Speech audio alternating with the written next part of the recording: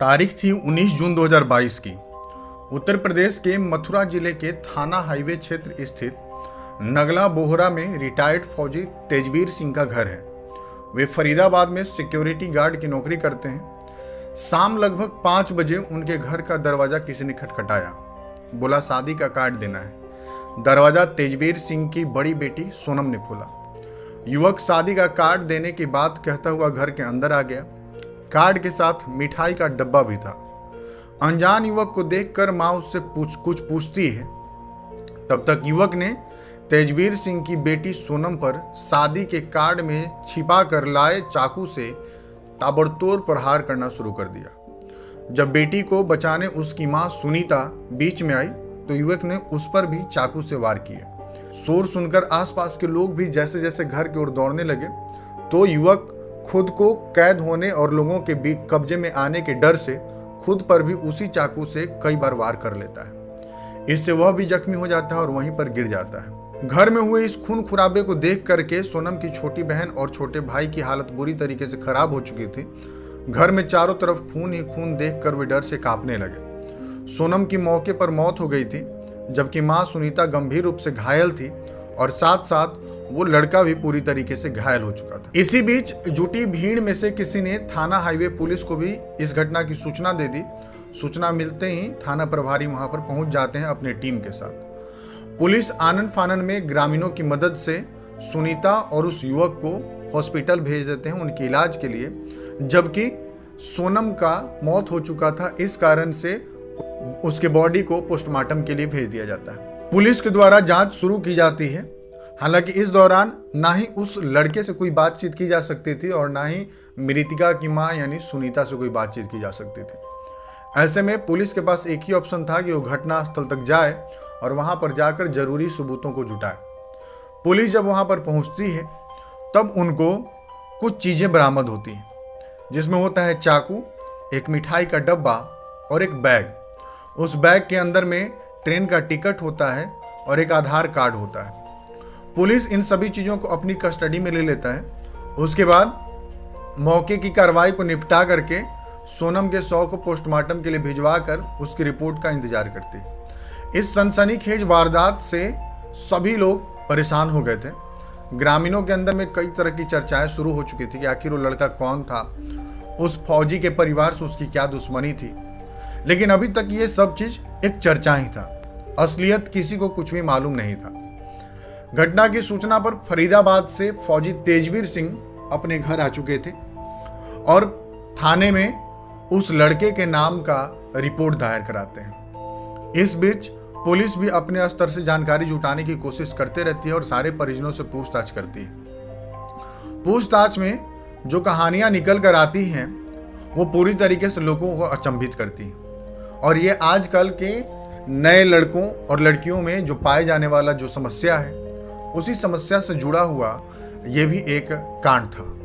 उस लड़के की पहचान 23 वर्षीय युवक शिवम कश्यप के रूप में हुई, जिसका घर मुजफ्फरनगर के थाना नई मंडी के गांव ककुड़ा का रहने वाला था। पुलिस ने शिवम के घर वालों को भी घटना की जानकारी दे दी और उसके घर वाले भी अस्पताल पहुंच जाते हैं। रिटायर्ड फौजी तेजवीर सिंह के परिवार में पत्नी सुनीता के अलावा 2 बेटियां और एक बेटा है। इनमें से सबसे बड़ी बेटी सोनम, जिसकी उम्र 17 साल थी, और एक छोटी बेटी जिसकी उम्र 16 साल थी।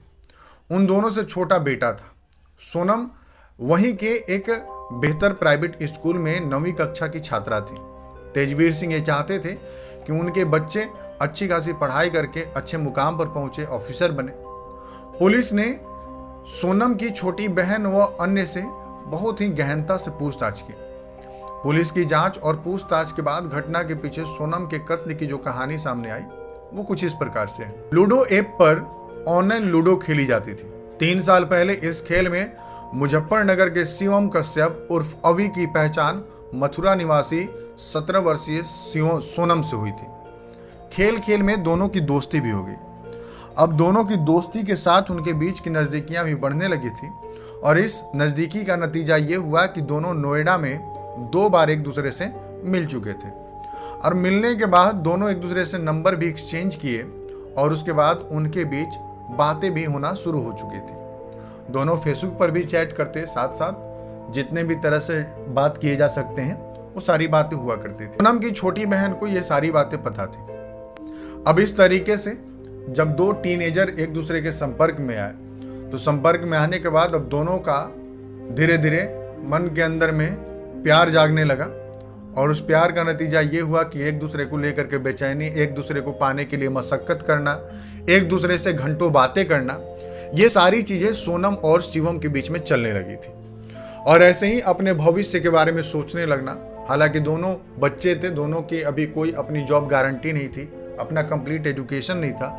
इसके बावजूद भी वो ख्वाब देखना कि मैं तुमसे शादी करूंगा, अपने साथ रखूंगा, 10 तरह की ख्वाबें पालना, वो सारी चीज़ दोनों के बीच में चल रही थी। सोनम और युवक के बीच में चल रहे मोहब्बत के इस खेल की जानकारी अब घर वालों को भी लगनी शुरू हो गई और इसी कारण से सोनम की मां सुनीता सोनम पर अब उस लड़के से बातचीत करने पर पाबंदी लगाई और डांटना शुरू की, जिसका नतीजा ये हुआ कि सोनम और शिवम के बीच में अब फोन पर बात नहीं होने लगी और इस कारण से अब शिवम और सोनम दोनों काफी बेचैन रहने लगे, क्योंकि दो नए लड़के और लड़की आपस में बात कर रहे थे और अब उनकी दूरी हो जानी और अब उनका बात न हो पाना वो उनके लिए खुद के लिए बर्दाश्त से बाहर की चीज़ थी, जिसका नतीजा ये हुआ कि अब काफ़ी दोनों परेशान रहने लगे और ऐसे में अब दोनों ये डिसाइड करते हैं कि किसी तरीके से शादी कर लिया जाए। और इसी चीज़ को सोचकर शिवम सोनम की माँ सुनीता से बातचीत करता है, लेकिन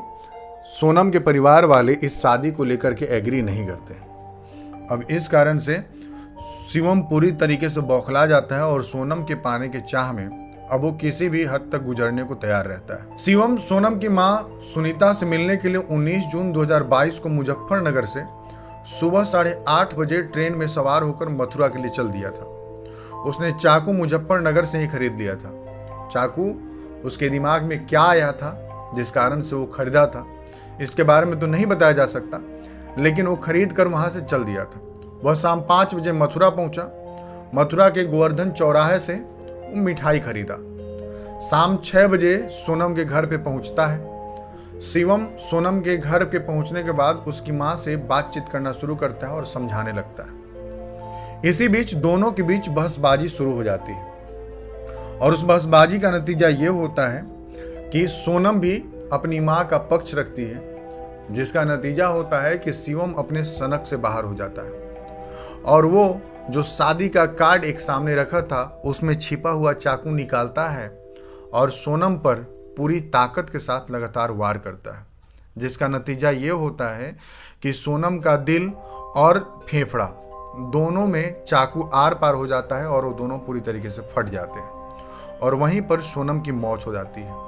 इस बीच बचाव में जब सोनम की मां सुनीता आती है तो सुनीता पर भी 2 वार करता है, एक कमर पर और एक पीठ पर, और इस तरीके से सोनम की मां भी पूरी तरीके से घायल हो जाती है। अब उसको लगता है कि वो भी पुलिस की कस्टडी में आ जाएगा और फंस जाएगा। इस कारण से खुद को घायल करने के लिए भी अपने ऊपर 2-3 बार चाकू से वार कर लेता है और इस तरीके से वो खुद को भी घायल करके और वहीं पर गिर जाता है। शिवम अपने घर से नौकरी का इंटरव्यू देने के बहाने से निकला था, लेकिन उसके मन में क्या चल रहा था उसकी जानकारी किसी को नहीं थी, जिसका नतीजा यह घटना हुआ।